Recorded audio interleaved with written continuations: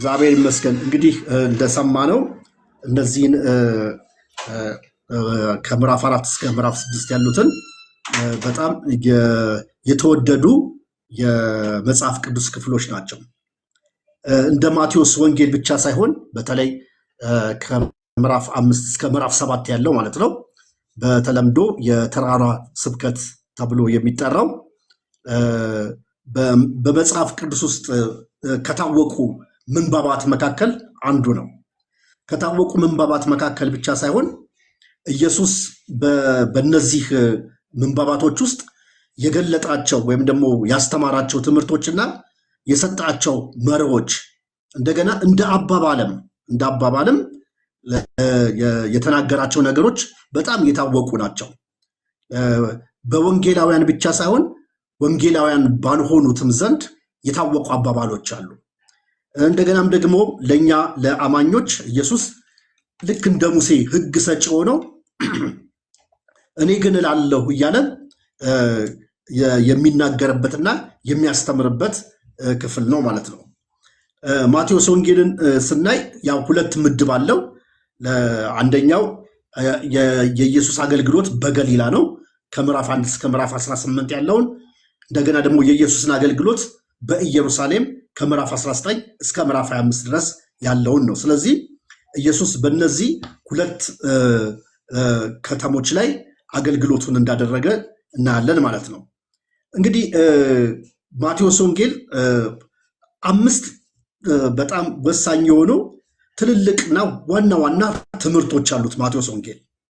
የመጀመሪያው ትምህርት ዛሬ አብረን የምናየው ከምዕራፍ 5 እስከ ምዕራፍ 7 ያለው ትምህርት ነው። ኢየሱስ ህዝቡን ያስተማረው ወይም የተራራው ስብከት ተብሎ የሚጠራው ይሄ ነው። ሁለተኛው ትምህርት ደግሞ የምናገኘው ማቴዎስ ወንጌል ምዕራፍ 10 ላይ ነው። ሁለተኛው ትምህርት እሱ ነው።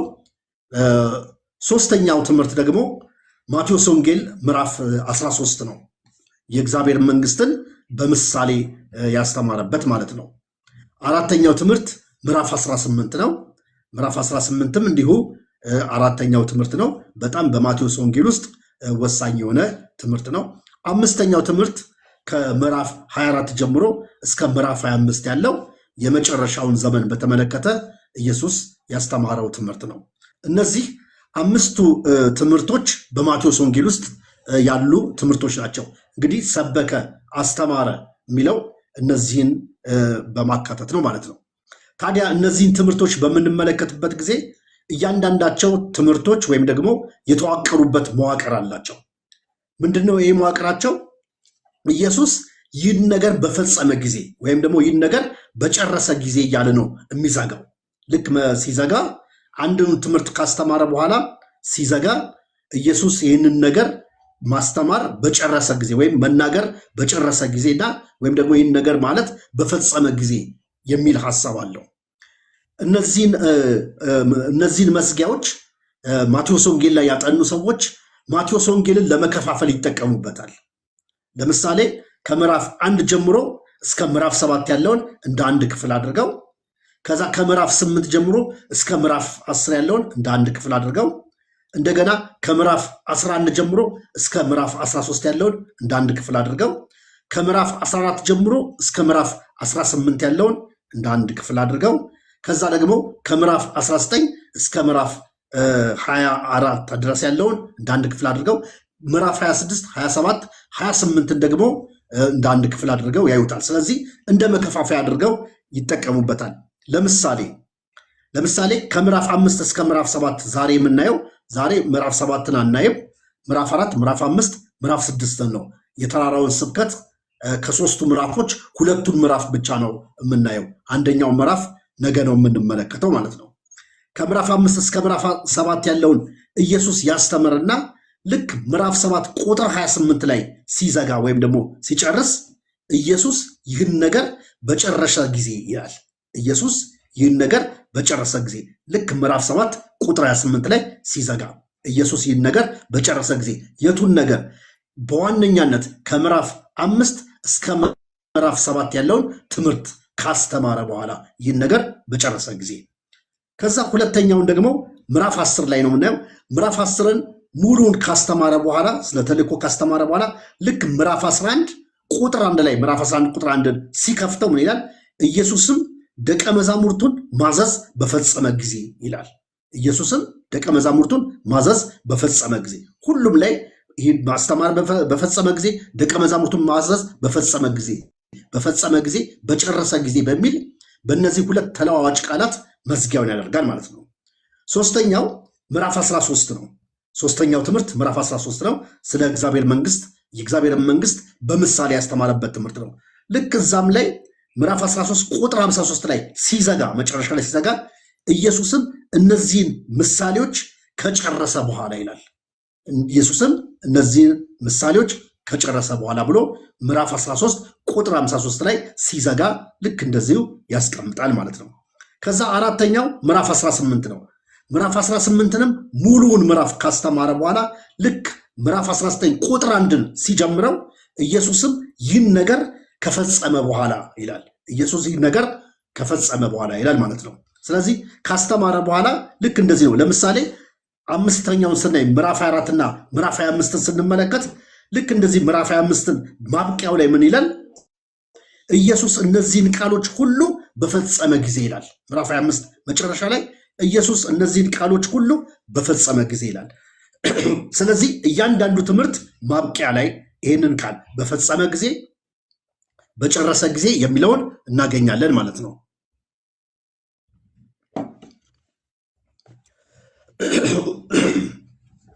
እንግዲህ ታዲያ ዛሬ የምናየው ከምዕራፍ 5 እስከ ምዕራፍ 7 ያለውን የመጀመሪያውን ትምህርት ነው።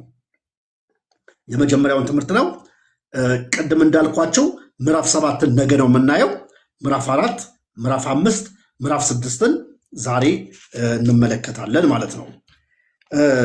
ታዲያ እነዚህን ከምዕራፍ 4 እስከ ምዕራፍ 6 በምናይበት ጊዜ ምንድነው እነዚህ ትምህርቶች ምንድናቸው?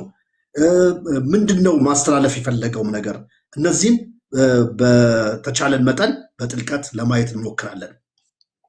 ምዕራፍ 4 25 ቁጥሮች አሉት። ምዕራፍ 4 ለምዕራፍ 4 የሰጠው ርዕስ የመሲሁ ፈተናና የአገልግሎቱ መጀመሪያ የሚል ነው። የመሲሁ ፈተናና የአገልግሎቱ መጀመሪያ። የመሲሁን ፈተና ከምዕራፍ 4 ከቁጥር 1 እስከ ቁጥር 11 ድረስ እናየዋለን። ከዛ ደግሞ የአገልግሎቱን ደግሞ መጀመሪያ ደቀ መዛሙርቱን መጥራቱ፣ እንደገና ደግሞ ስለ እግዚአብሔር መንግስት ያስተማረው ትምህርትና እንዲሁም ደግሞ በእስራት ውስጥ በጭቆና ውስጥ ያሉትን ሰዎች መፈወሱን በተመለከተ ደግሞ ከቁጥር 12 ጀምሮ እስከ ቁጥር 25 ድረስ በሁለት ከፍለን እናየዋለን ማለት ነው። ስለዚህ የመጀመሪያውን ክፍል ምዕራፍ 4 ከቁጥር 1 እስከ 11 ያለውን የመሲሁን ፈተና እናያለን። ወይም ደግሞ የመሲሁን ፈተና የብቃት ማረጋገጫው፣ መሲሁን የብቃት ማረጋገጫው ምን እንደሆነ እናየዋለን። ሲጀምር ምዕራፍ 4 ቁጥር 1 ላይ ሲጀምር ምዕራፍ 4 ቁጥር 1 ብቻ ሳይሆን እያንዳንዱን ፈተና ሲጀምር ሶስቱንም ፈተናዎች በሚፈተንበት ጊዜ ጸሐፊው ለማያያዝ ፈልጓል። ከዚያ ወዲያ፣ ከዚህም በኋላ፣ ወዲያውም የሚል ቃላቶችን ይጠቀማል። ስለዚህ ምዕራፍ 4 ቁጥር 1 ላይ እኔ በያዝኩት በአዲሱ መደበኛ ትርጉም ማለት ነው እንዲህ ይላል። ከዚህ በኋላ ይላል። ከዚህ በኋላ ከየትኛው በኋላ ስንል ምዕራፍ 4 ከየት የቀጠለ ነው ማለት ነው? ከምዕራፍ 3 የቀጠለ ነው። ምዕራፍ 3 ላይ ደግሞ የቅርብ አውዱን ስንመለከት ከምኑ ጋር ይያያዛል? ኢየሱስ በዮሐንስ መጠመቁን ያሳያል ማለት ነው። ምዕራፍ 3 ከቁጥር 13 ጀምሮ ኢየሱስ በዮሐንስ በተጠመቀ ጊዜ የተከናወኑ ነገሮች ነበሩ። መንፈስ ቅዱስ እንደ ርግብ አረፈበት። ከዛ ከሰማይ ድምፅ መጣ፣ በእርሱ ደስ የሚለኝ የምወደው ልጄ ይህ ነው የሚል ድምፅ መጣ ማለት ነው። ስለዚህ ከዚህ የተያያዘ ነው። ፈተናዎቹም ለምሳሌ ፈተናው ላይ ከቀረበለት አንዱ የመፈተኛ መንገድ ምንድን ነው? አንተ የእግዚአብሔር ልጅ ከሆንክ ነው የሚለው። ዲያብሎስ በፈተነው ጊዜ አንተ የእግዚአብሔር ልጅ ከሆንክ ድንጋዩን ዳቦ አድርገህ ብላ፣ አንተ የእግዚአብሔር ልጅ ከሆንክ ብሎ መቅደስ ጫፍ ላይ አውጥቶ እስኪ ራስን ከዚህ ጣለው አንተ የእግዚአብሔር ከዛ ሶስተኛ አንተ የእግዚአብሔር ልጅ ከሆንክ ወደ ከፍ ወዳለ ተራራ አውጥቶ የዓለምን ክብርና የነገስታትን ክብር አሳይቶ ብትሰግድልኝ እሰጥሃለሁ የሚል ነው። በተለይ ሁለቱን ፈተናዎች በሚያቀርብበት ጊዜ የእግዚአብሔር ልጅ ከሆንክ የሚል ነው። የእግዚአብሔር ልጅ ከሆንክ የሚለውን የዲያብሎስን መፈተኛ ወይም ደግሞ የመፈተኛ ቃላት የምናገኘው የት ነው? ራሱ እግዚአብሔር ኢየሱስ በመጥምቁ ዮሐንስ በተጠመቀ ጊዜ ማረጋገጫ መሲህነቱን ማረጋገጫ እግዚአብሔር ሰጠው። በእርሱ ደስ የሚለኝ የምወደው ልጄ ነው ብለዋል። ልጄ ነው፣ የምወደው ልጄ ነው። ምንድን ልጄ ነው? ንጉስ ነው፣ መሲህ ነው ብሎ ተናገረለት። ስለዚህ ይሄንን ነገር ልጅ መሆኑን የእግዚአብሔር ልጅ መሆኑን እንዲያረጋግጥለት ወይም ደግሞ እንዲያሳየው ወደ ፈተና ሲገፋፋው እናያለን ማለት ነው። ስለዚህ እነዚህን ፈተናዎች ከዚያ ወዲያ፣ ከዚህ በኋላ፣ ወዲያው በሚል ቃላት ያስቀምጠዋል ማለት ነው። እንግዲህ ከዲያብሎስ ይፈተን ዘንድ መንፈስ ወደ ምድረ በዳ ወሰደው ይላል። መንፈስ ወደ ምድረ በዳ ወሰደው ይላል። በይፋ አገልግሎቱን ከመጀመሩ በፊት ኢየሱስ ከአገልግሎት ጅማሬ በፊት ወዴት ነው? ምንድነው የገጠመው? ፈተና ነው የገጠመው፣ መከራ ነው የገጠመው ማለት ነው። ስለዚህ የገጠመው ነገር ከአገልግሎት በፊት ፈተና ነው። ፈተና ደግሞ እንደው ዝም ብለን የምናቀለው ነገር አይደለም። ለፍጡር፣ ለነገሮች፣ ለእቃ የሚደረግ ነው፣ ወይም ለነዚህ ነገሮች የሚደረግ ፍተሻ ነው ፈተና የሚለው። ፈተና ለምሳሌ አሁን ሰኔ ላይ የማትሪክ ፈተና አለ። 8ኛ 6ኛ ተፈትነዋል። ስለዚህ ፈተና አለ ማለት ነው። ፈተና ምንድን ነው ስንል ምን ያህል አውቀሃል፣ ምን ያህል ተምርሃል ተብሎ ሰው ይመዘናል። መመዘኛ ነው። ከዛ ፈተናውን ሲያልፍ አልፏል የሚል የብቃት ማረጋገጫ ይሰጠዋል። ለምሳሌ መንጃ ፍቃድ የሚያወጡ ሰዎች የመንጃ ፍቃድ ትምህርት ልምምድ ያደርጋሉ። የቃል ፈተና አለው። ከዛ ደግሞ እንደገና የተግባር ፈተና አለው። ያን ሁሉ ካደረጉ በኋላ መሰናከል፣ ከተማ ምናምን ይባል ብዙ ነገሮች አሉት። ያን ሁሉ ካደረጉ በኋላ የመንጃ ፈቃድ ይሰጣቸዋል ማለት ነው። ላይሰንስ ይሰጣቸዋል፣ የብቃት ማረጋገጫ። ይህ ግለሰብ መኪናን በአግባቡ በየትኛውም ቦታ ውስጥ በገጠርም ይሁን በከተማ ማሽከርከር ይችላል፣ ህግጋቶቹን ጠብቆ ደንቡን ጠብቆ አደጋ ሳይደርስ ማሽከርከር ይችላል የሚል የብቃት ማረጋገጫ ይሰጠዋል ማለት ነው። ስለዚህ ፈተና ማለት ይሄ ነው። ስለዚህ ሁሉ ነገር ይፈተናል። ወርቅም ይፈተናል። ወርቅ የእውነት ወርቅ ነው ወይስ ወርቅ አይደለም? በምንድን ነው? በመፈተን ነው። እሳት ውስጥ ይፈተንና በእሳት ከተፈተነ በኋላ ወርቅ ነው አይደለም ተብሎ ይጣላል ማለት ነው። ስለዚህ ኢየሱስም ከአገልግሎት ከማገልገሉ በፊት በዲያብሎስ ምን አደረገ? ተፈተነ ይላል። በዲያብሎስ ተፈተነ ይላል። እንግዲህ ቁጥር 1 ላይ ኢየሱስን መንፈስ ቅዱስ ወደ ምድረ በዳ ይፈተን ዘንድ ወሰደው ይላል። መንፈስ ቅዱስ ኢየሱስን ይፈተን ዘንድ ወደ ምድረ በዳ ወሰደው ይላል። ስለዚህ ፈተናው የእግዚአብሔርን ፈቃድ ነበር ማለት ነው። ፈተናው በሰይጣን አነሳሽነት የመጣ ወይም ደግሞ ፈተናውን ፈታኝ እሱ ቢሆንም ፈታኝ ነው። ኢየሱስንም ፈትኗል። እሱ አማኞችንም ይፈትናል። መፈተን ስራው ነው። አይመርጥም። ሲፈትን ቅዱሳንንም አዲስ ክርስቲያንን ካገኘ ይፈትናል፣ ነባር ክርስቲያን ካገኘ ይፈትናል፣ አገልጋይን ይፈትናል፣ ሁሉንም ይፈትናል። እና በዚህ በጣም የተካነ ነው ሰይጣን ማለት ነው በመፈተን። ግን ሰይጣን ፈተነው እንጂ ኢየሱስን የፈተናውን መንገዱን ያመቻቸው ግን ማን ነው? መንፈስ ቅዱስ ነው ማለት ነው። እንግዲህ ይሄ ትልቅ ነገር ነው። ክፍል ውስጥ ልናስተውለው የሚገባ ነገር ነው። ኢየሱስ ላይ መንፈስ ቅዱስ ከወረደበት በኋላ ተፈተነ ነው የሚለው። እንግዲህ ፈተናውን በተመለከተ ሰይጣን ቢያዘጋጀውም ግን በመንፈስ በመነዳት ነው ወደ ምድረ በዳ የሄደው። ለፈተና ወደ ምድረ በዳ ሄደው ለፈተና ሳይሆን ለጸሎት ነው፣ ለመጸለይ ነው ሄደው። 40 ቀንና 40 ሌሊት ጾመ፣ ጸለየ። ከዛ ልክ 40 ቀንና 40 ሌሊቱን ጾሞ እንደጨረሰ በተራበ ጊዜ ዲያብሎስ የተለያዩ ፈተናዎችን ይዞ በቀጥታ ወደ ኢየሱስ መጣ ማለት ነው። እንግዲህ ይሄንን በምናይበት ጊዜ የዲያብሎስ ፈተናውን ሲያቀርብ ምንድነው አንተ እግዚአብሔር ልጅ ከሆንክ በሚል ነው የጀመረለት። እንትኑን ወይም ደግሞ ግብዝ ሆኖ ኢየሱስ ግብዝ ሆኖ የተጠየቀውን ነገር እንዲያከናውን ነው። ምክንያቱም ርቦታል፣ ድንጋዩን ዳቦ አድርገ ብላ የእግዚአብሔር ልጅ ከሆንክ ጊዜያዊ የገጠመን ረሃብ አስታግስ የሚል ነው። ይሄንን ማድረግ አያቅተውም ኢየሱስ ድንጋዩን ወደ ዳቦ መቀየር። ዮሐንስ ወንጌልን ስናይ ወንጌላትንም ስናይ የማይተናነሱ ታምራቶች ተደርገዋል። ውሃ ንጹህ ውሃ ማለት በቃ በእናቶች ወይም ደግሞ በእኛ የእግዚአብሔር ውሃ ይባላል እና ንጹህን ውሃ ወደ ወይን ጠጅ ቀየረው። ያለምንም ኬሚካል ያለምንም ግብአት፣ ምንም ግብአት የለውም ውሃ ውስጥ ምንም የተጨመረበት ከለር አልተጨመረበት፣ ምን አልተጨመረበት። ውሃውን ወደ ወይን ጠጅ ቀየረው፣ ወደ ትክክለኛ ወይን ጠጅ ቀየረው። እንደው ማሰክር ነው ምናምን እነሱ እኛ ሰባኪዎች ስንሰብክ እንትን የምናደርገው ነው። ቀርታችሁ ለአሳዳሪው ስጡት ተብሎ አሳዳሪው ጠጅ አንተ እንደዚህ ያሉ የወይን ጠጅን ቡና በሱ ማስረዳችሁ ይገባቸዋል። ቡና ቀማሽ የሚባሉ አሉ። ውድድር ላይ ሁሉ አይተናቸው እናውቃለን። ቡናውን ቀምሰው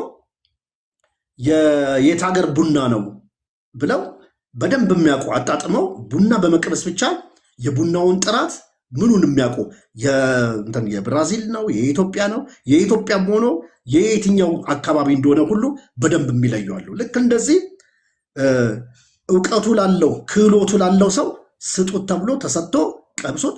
እንዴት ሰው እኮ መጀመሪያ መናኛውን አድርጎ ከዛ ከጠገበ ወይም ከሰከሩ በኋላ መልካሙን መልካሙን አድርጎ ሰው ከጠገበና ከሰከረ በኋላ መናኛውን ያመጣል።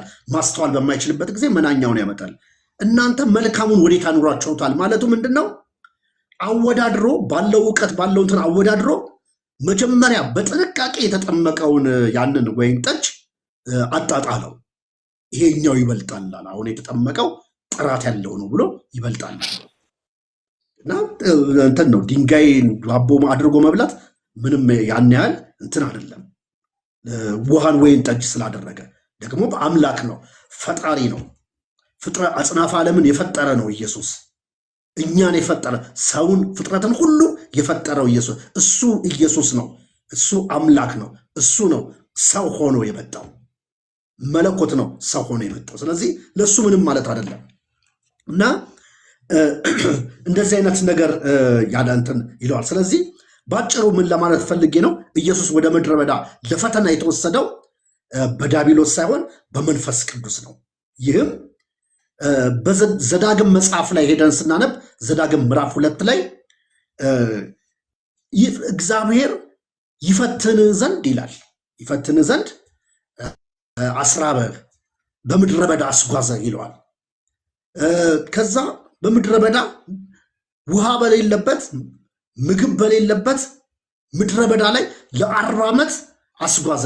ለ40 ዓመት ታዲያ ያለ ምግብ ያለ ውሃ ያለ መጠለያ ያለ ልብስ ለሰው የሚያስፈልጉ መሰረታዊ ፍላጎቶች ትምህርት ላይ መሰረታዊ ፍላጎቶች ምንድን ናቸው ብለው ገና ኤሌመንተሪ ላይ አስተማሩን አለ። ምግብ፣ ልብስ፣ መጠለያ። እስራኤላውያን ከግብፅ ሲወጡ ምናልባት 600,000 እግረኛ ነው የወጣው። ከ2 ሚሊዮን ህዝብ በላይ ነው የወጣው።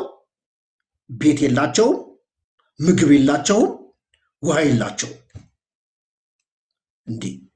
እንዴት ነው ታዲያ እግዚአብሔር ሙሴን ለአባቶቻቸው ወደ ማልኩት ምድር ትገባላችሁ፣ ምድር አላችሁ፣ ርስት አላችሁና ትገባላችሁ፣ ውጡ ብለህ ለፈርዖን ንገረውና ህዝቡን ይዘህ እየመራ ውጣ አለው። ያለ ምግብ፣ ያለ ውሃ፣ ያለ ልብስ፣ ያለ መጠለያ።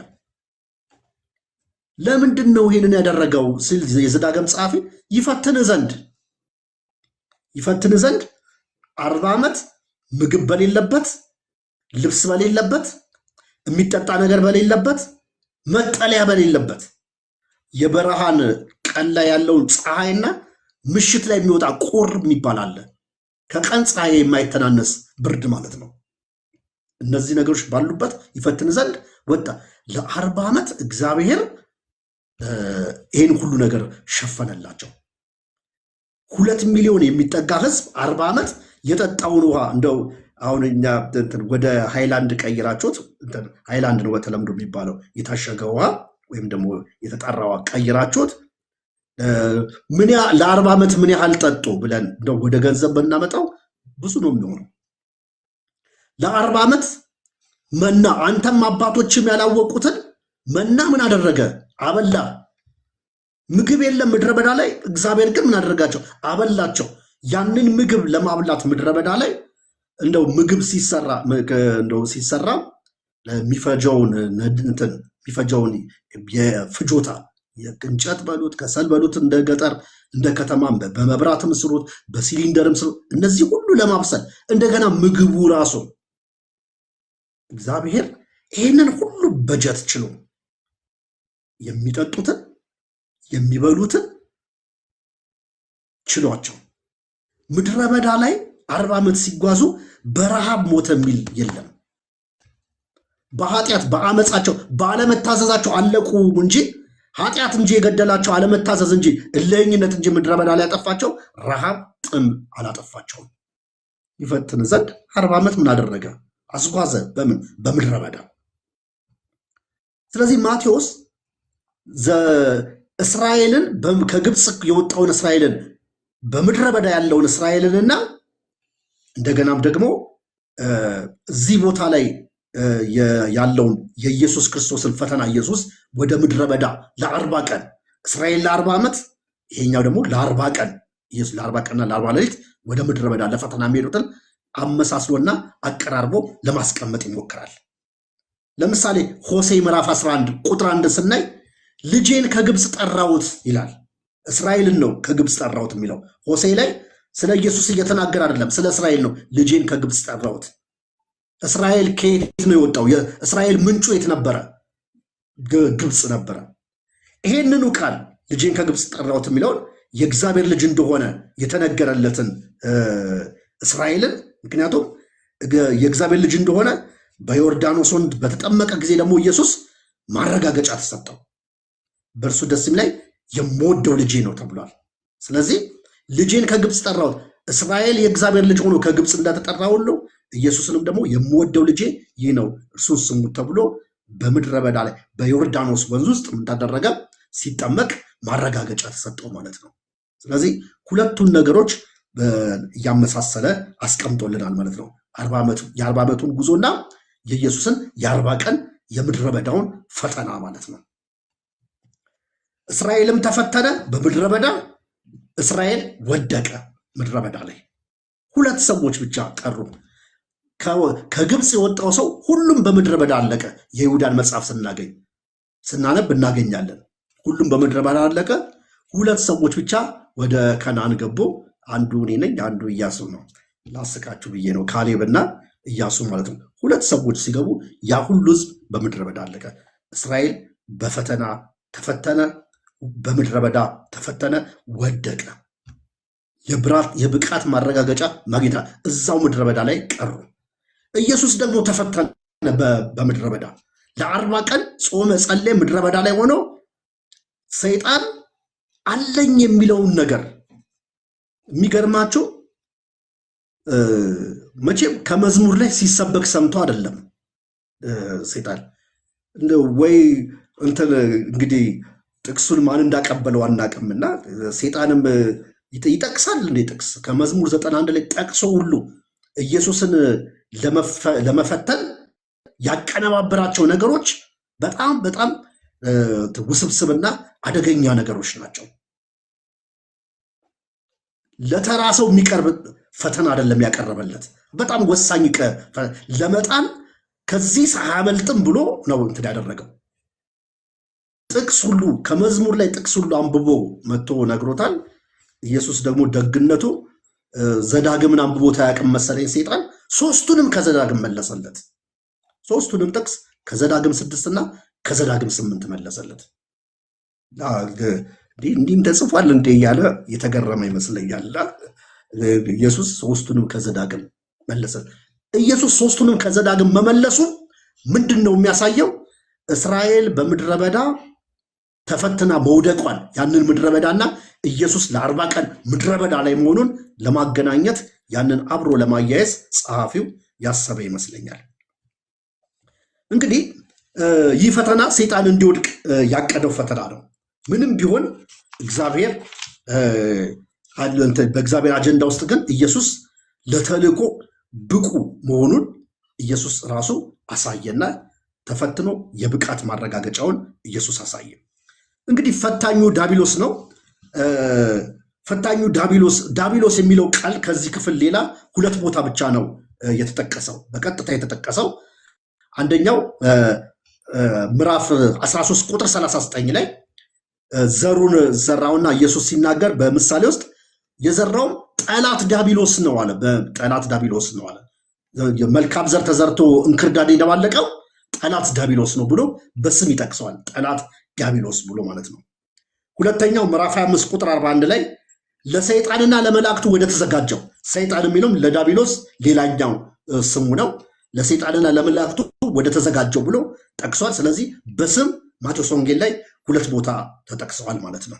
እሺ ፈተና አንድ ምንድን ነው? ፈተና አንድ ከቁጥር 2 እስከ 4 ቅድም ሲነበብ እንደሰማ ነው 40 ቀንና 40 ሌሊት ከጾመ በኋላ ሰይጣን አየውና እንደ ተራበ አየው። እንደው ድንገት አይነት አይቶት ለካ ቆይ ርቦታል ብሎ አይደለም እንትን ያደረገው። ፈተናው ሰይጣን ያመጣውን ፈተና የታቀደ ነው። የኢየሱስም ወደ ምድረ በዳ መሄድ በመንፈስ ቅዱስ ምሪት ለመጾም ለመጸለይ ወደ ምድረ በዳ መሄድ ለመፈተን ወደ ምድረ በዳ መሄድ የታቀደ ነው። ስለዚህ 40 ቀንና ሌሊት ከጾመ በኋላ ተራበ ይላል። ኢየሱስ ተራበ። ከዛ ኢየሱስ ተራበ። በተራበ ጊዜ ነው የሚለው። በተራበ ጊዜ እንደ ራበው ባየ ጊዜ በተራበ ጊዜ። አንድ ነገር እንደው እንትኗን እንዳናቀላት ላሳስባችሁ እወዳለሁ። ጥቂትም የተወሰኑ ታሪኮችን አንስተን ረሃብ ቀላል አይደለም። በጣም ረሃብ በፍጹም ቀላል ሆኖ ማያውቅም። ረሃብ የረሃብን ታሪክ ብሉይ ኪዳንም መጽሐፍ ቅዱስን ጥሩ አድርጎ ዘግቦልናል። አስከፊነቱን፣ እንዴት ጠምዛዥነቱን፣ ውሳኔ እንደሚያስቀይር፣ ክፋት እንደሚያሰራ፣ ጭካኔ የሞላበት ተግባር እንድንፈጽም እንደሚያደርገን ረሃብ ከባድ ነገር ነው። አብርሃም በረሃብ ምክንያት ግብፅ ወረደ ይለናል። ያዕቆብ በረሃብ ምክንያት ከነቤተሰቡ እስራኤላውያን ግብፅ ለምን ሄዱ ስንል በረሃብ ምክንያት ወንድማችን እዛ አለ ብለው አይደለም ሄዱት። በረሃብ ምክንያት እህል ሊገዙ ሄዱ። ከዛ በኋላ ሄዱ፣ አባታቸውን ጥሩ ተባሉ፣ መጡ። ሁሉም ኖሩ። 400 ዓመት ግብፅ ውስጥ ኖሩ። በምን ምክንያት? በረሃብ ምክንያት። በኤልሳ ዘመን ከባድ የሆኑ ዘግናኝ ረሃቦች ተመዝግበዋል። ሰዎች የእርግብ ኩስ ይመገቡ ነበረ። እንግዲህ የሚመገቡት ነገር አጥተው እርግቦቹ መኖራቸው ራሱ ይገርማል። የአህያ ጭንቅላት ሰዎች ይመገቡ ነበረ። ይህ አይደለም የሚደንቀው። ንጉሱን መጡና አንዲት ሴት መጣችና ፍረድልኝ አለችው። እዛ ላይ ትንሽ በኤልሳ ዘመን የነበረው ንጉስ ችኩል ንጉስ ነው። እንትን ዝም ብሎ ፍርደገብ ኬስ ሳይሰማ ፍርድ የሚሰጥ ንጉስ ነበረ።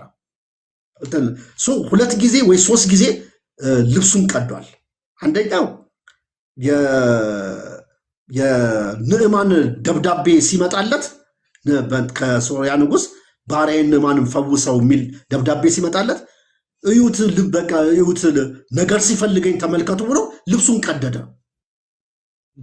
በኋላ ልብስን ኤልሳ ሰማና ልብሱን እንደቀደደ ሰምቶ ለምን ልብስን ቀደድ ካለው ፖስታ ሳጥን ቁጥሩ ተሳስቶ ነው፣ ለምጻሙ የመጣው ለአንተ አይደለም እኔ ጋር ነው፣ ስለዚህ ላከው ወደ እኔ ጋር፣ አድራሻው ወደ እኔ ነው እንጂ ታላከው ወደ አንተ አይደለም አለው።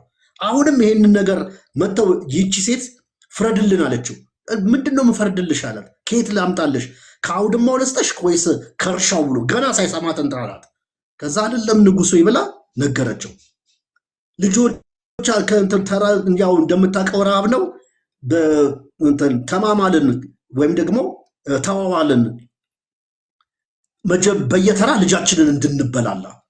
መጀመሪያ የሷ ልጅ በላ፣ የኔን ልጅ በላችና ከዛ የሷ ተራ ሲደርስ እንትን አይሆንም ብላ ልጇን ከለከለች። ፍረድልን ብላ እንደገና ልብሱን ቀደደና ከኤልሳ ጋር ራሱ ምን እንደሚያገናኘው ባይታወቅም ኤልሳ ዛሬ እንትን ራሱ አንገቱ ላይ ካደረ እኔ አይደለሁም ብሎ ልብሱን ቀደደ።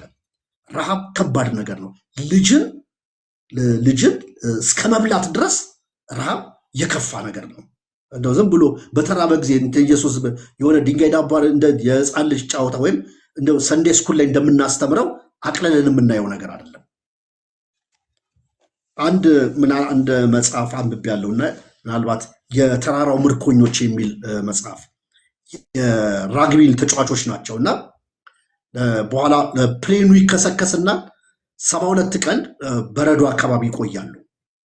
በኋላ ምግባቸውን በልተው ምን ብለው ምግብ አለቀባቸው ማለት ነው። ከዛ ሲያዩ ምግብ አለቀ፣ የሰውነታቸው እየደከመ መጣ። ከዛ በስምምነት ምን አደረጉ? ከመካከላቸው የሚሞቱ ሰዎች ስለነበሩ በራብ ምክንያት የሞተውን ሰው እንግዲህ እንደ ኳስ ላድርግላችሁና 8 ቁጥር ማሊያ የለበሰው አብሮት የሚጫወተውን የ10 ቁጥር ለብሶ የሚጫወተውን የእሱን ስጋ እየበላ ራሳቸውን አቆዩ። የጓደኞቻቸውን አብሮ ያሉትን ሰው። ረሃብ ከባድ ነገር ነው። ሰው ለመኖር ለሰርቫይቫል ብሎ ምንም ሊያደርግ ይችላል። ኢየሱስ በተራበ የ77ንም ድርቅ በተመለከተ የእኛን ሀገር ድርቅ በምናይበት ጊዜ በጣም ከባድ ነገር ነው። ምናልባት አንዳንዶቻችን እኔን እንኳን ባይጨምርም ካልደረሳችሁ ማለት ነው እና 77 ድርቅ የማን ነው ዶክተር ፈቃደ ባዘዘው አንሃርድ ቮይስ የሚል መጽሐፍ ጽፏል እና እዛ መጽሐፍ ላይ የረሃብን አስከፊነት ብቻ ሳይሆን ከአስከፊ ረሃብ የተነሳ እንዴት ሰዎች ተማረው ለመኖር ተስፋ ቆርጠው እግዚአብሔርን እንኳን እስከ መሳደብ ድረስ ደርሰው በእግዚአብሔር ላይ ስድብን በእግዚአብሔር ልጅ በኢየሱስ ክርስቶስ ላይ ስድብን ሲናገሩ እነዛን ስድቦች ወይም ደግሞ በእንጉርጉሮ መልክና በሙሾ በሐዘን መልክ የሚያወጧቸውን ነገሮች ሰብስበው አንሃርድ ቮይስ በሚለው መጽሐፉ ላይ ጠርዞ አቅርቦናል። ረሃብ እጅግ ሲበዛ ከባድ ነገር ነው፣ ተራ ነገር አይደለም። ስለዚህ እንደ ተራበ ባየ ጊዜ ኢየሱስ ፍጹም ሰው ነው፣ እንደኛ ሰው ነው። ኢየሱስ እንደኛ ይርበዋል፣ እንደኛ ይደክመዋል። ኢየሱስ ያዝናል፣ ኢየሱስ ይደሰታል፣ ያለቅሳል። ሰው ሙሉ ለሙሉ ፍጹም ሰው ነው። 100% ሰው ነው ኢየሱስ፣ 100% አምላክ ነው ኢየሱስ። ስለዚህ እንደ ተራበ አይቶ በተራበ ጊዜ መጥቶ ምናለው ጥያቄ ያቀረበለት በተጠመቀ ጊዜ የተነገረውን ሰማይ ተከፍቶ በአንተ ደስ የሚለኝ በእሱ ደስ የሚለኝ የምወደው ልጄ ይህ ነው የሚለውን ነገር ያንን በማንሳት ምዕራፍ 3 ላይ ቁጥር 17 ላይ የተነገረውን ነገር በማንሳት በእሱ ደስ የሚለኝ የምወደው ልጄ ያ ነው የሚለውን በማንሳት አንተ እውነት የእግዚአብሔር ልጅ ከሆንክ አለው። አንደኛ እርቦታል፣ ሁለተኛ ደግሞ ተፈታትኖታል። የእግዚአብሔር ልጅ ከሆንክ በቃ የእግዚአብሔር ልጅነትን አሳይ፣ መሲህነትን አሳይ። ይሄንን ድንጋይ ዳቦ አድርግና ብላ አለው። በተራበ ጊዜ ኢየሱስ ረሃብ ውስጥ ሆኖ እንዲህ አይነት ጥያቄ ቀረበለት። ጥያቄው መሲህነቱን ተጠቅሞ ድንጋዩን ወደ ዳቦ ቀይሮ ረሃቡን እንዲያስታግስ ነው ጥያቄ ቀረበለት። ወይም መሲህነቱን ህመምና ወይም መከራ ያለበትን ጎዳና መሲህነቱን ህመምና መከራ ያለበትን ጎዳና በመምረጥ ከነ ህመሙ ከነ ረሃቡ ከነ ስቃዩ የእግዚአብሔርን ፈቃድ ፈጽሞ መጽናት አለበት፣ ወይ ደግሞ ይህንን ትእዛዝ ተቀብሎ ዲያብሎስ ያቀረበለትን ትእዛዝ ተቀብሎ መሲህነቱን ተጠቅሞ ድንጋዩን ወደ ዳቦ ቀይሮ ረሃቡን አስተግግሶ የእግዚአብሔር ልጅ ከሆንክ አይደል ያልከው አሳይሃለሁ ብሎ ድንጋዩን ወደ ዳቦ ቀይሮ በልቶ ረሃቡን አስታግሶ መሲህነቱን ፊት ለፊት እንዲያሳየው የሚገፋፋ ጥያቄን ያቀረበለት። ሁለት ነው መንገዱ። መሲህነቱን ተጠቅሞ ድንጋዩን ዳቦ አድርጎ ቀይሮ በልቶ ረሃቡን አስታግሶ መሲህነቱን ማረጋገጥ፣ ወይም ደግሞ መሲህነቱን ለማረጋገጥ ድንጋዩን ዳቦ አድርጎ ቀይሮ ሳይበላ ወይም እንዲህ አይነቱን ፈተና አልቀበልም ብሎ እንዲህ አይነቱን እምቢ ብሎ ህመምና መከራ ስቃ ያለበትን ጎዳና በመምረጥ የእግዚአብሔርን ፈቃድ በመፈጸም በዚህ መንገድ የእግዚአብሔርን ፈቃድ በመፈጸም መሲህነቱን ማረጋገጥ። በሁለቱ መንገድ መሲህነቱን ማረጋገጥ ነበረበት። ወይ ድንጋዩን ዳቦ አድርጎ ቀይሮ በመብላት ወይ ደግሞ እምቢ ብሎ በረሃብ በስቃይ በምን ውስጥ ያለበትን በእንደዚህ አይነት መንገድ እንዲያልፍ የሚያደርገውን የእግዚአብሔርን ፈቃድ ፈጽሞ መሲህነቱን ማረጋገጥ፣ በሁለቱ መንገድ ማለት ነው። ስለዚህ ቀላል አይደለም ፈተናው ለማለት ነው። ፈተናው በጣም ከባድ ነው። የመኖር ፈተና ነው። የህልውና ፈተና ነው። የሰርቫይቫል ጉዳይ ነው። ካሊፐር ከሚባል አንድ የቤተክርስቲያን አባት ገበያ መሃል እንዳጋጣሚ ሲገባ አንዱን የሚያውቀውን አማኝ አገኘው። ጣዖት ሲሸጥ አገኘው። ከዛ እንዴት ትሸጣለህ ይሄንን ጣዖት? አንተ እኮ ክርስቲያን ነህ፣ ትክክል አይደለም ሲለው አዎ ልክ ነው ይገባኛል፣ ግን ለመኖር ብዬ ነው አለው። ሲለው ለመኖር ብዬ ነው ሲለው መኖር ግዴታ ነው ወይ አለው። ባይኖርስ አለው። ጣዖት እየሰራ እየሸጥክ ለመኖር ነው ከምትል መኖር ግዴታ ነው ወይ ባይኖርስ? ምክንያቱም ያኔ የነበረው አስተሳሰብ ያኔ የነበረው መንፈስ ለኢየሱስ መሞት ነው፣ ለወንጌል መሞት ነው እንጂ ለወንጌል መሞት ነው እንጂ ለመኖር ብሎ ሰው እግዚአብሔርን የሚያሳዝን ወይም ደግሞ ያልሆኑ ተግባሮችን የሚያከናውንበት ጊዜ ባይኖርስ አለው። ባትኖርስ ግዴታ ነው እንዴ መኖር አለው። ለመኖር ብለህ እንዴት ይህንን ታደርጋለህ አለው። ለኢየሱስ የቀረበው እንዲህ አይነት በጣም ከባድ ፈተና ነበር ማለት ነው።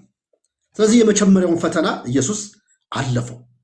የእግዚአብሔርን ፈቃድ ሳይጠብቅ ስልጣኑን ለግል ጥቅሙ ረሃቡን ለማስታገሻ ተጠቅሞ ፍላጎቱን እንዲያደርግ የገፋፋውን ዲያብሎስን እንትን አለው። ከዛ ጥቅስ ነው የጠቀሰለት። ጥቅሱን ከዘዳግም ላይ አመጣው። ስለዚህ ምንድን ነው ያለው ኢየሱስ?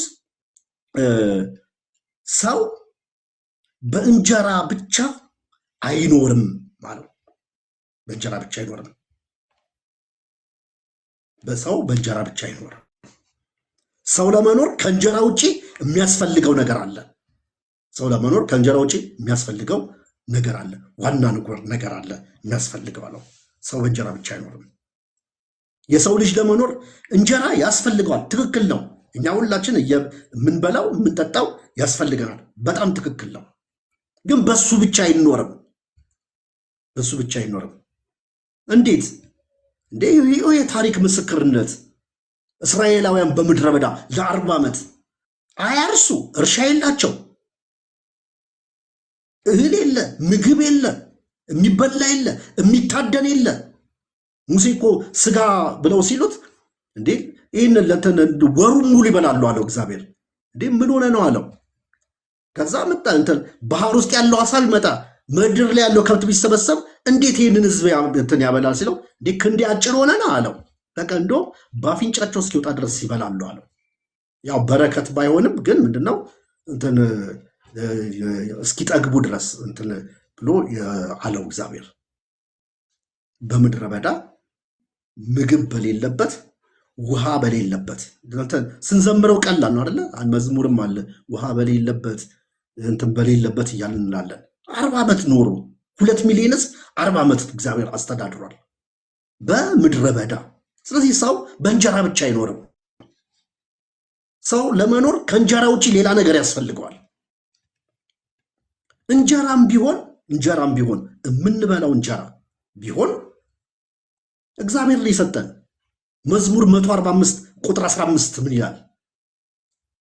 የሁሉ ዓይን አንተን ተስፋ ያደርጋል፣ አንተም ምግባቸውን በጊዜ ትሰጣቸዋለህ። የሁሉ ዓይን ሰው ብቻ አይደለም፣ የሜዳ እንስሳቶች፣ አእዋፋቶች። ወፍ እንትን አይዘራ ማያጭድ ባለ የተባለው ወፍ ታዲያ ካልዘራ ካላጨደ እንዴት ይኖራል? በቃ አንተ ዘር ትዘራለህ ወይ ከእርሻ ወይ ከስጥ ይወስዳል።